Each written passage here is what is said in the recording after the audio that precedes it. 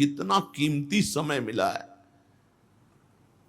कितना कीमती समय मिला है। आप समझ नहीं पा रहे हैं, आप समझ नहीं पा रहे, पछताना पड़ेगा बाद में। थोड़ा समय विश्राम किया जाता है, इसको अभ्यास में डाल लो। कई वर्ष हो गए मध्याह्न में विश्राम नहीं, नींद का नहीं, थोड़ा शरीर स्वस्थ होने का, लेट जाना फिर बैठ जाना, फिर टहलना, फिर लेट जाना बैठ जाना, नींद का नहीं। रात्रि में 4 घंटे इसको लेटने के लिए देते हैं बस, बीमार स्थिति में। शायद बीमारी ना होती तो पद्मासन में इसको हम विश्राम देते, पर अब पद्मासन लगा नहीं सकते।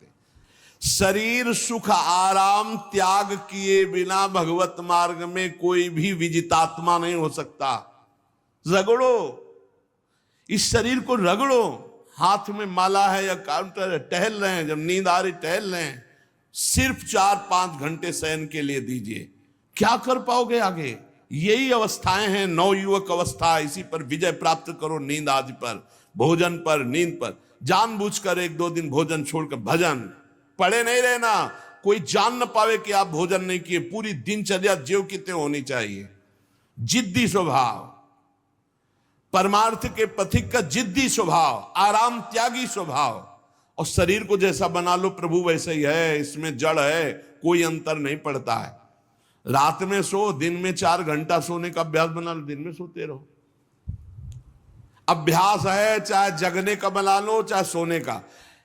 आधा आधा कवल रोज बढ़ाते चले जाओ, भोजन आते फैलती चली जाएंगी। आधा आधा कवल रोज कम करते चले जाओ। 24 घंटे में 400 ग्राम अन्न से स्वस्थ शरीर का पोषण हो जाएगा और वो क्रियाशील रहेगा। 400 ग्राम अन्न से काहे को बर्बाद कर रहे हो? आते बढ़ाते चले जा रहे हो। इसको कम करो, कम करो। भोजन 400 ग्राम अन्न से काम चल जाएगा। जिसे भगवत प्राप्ति के बिना जिया नहीं जा रहा, तब भगवत प्राप्ति होती है। ये शरीर सुख आराम के त्यागने की, हमें बहुत समय बर्बाद मत करो, समय बर्बाद मत।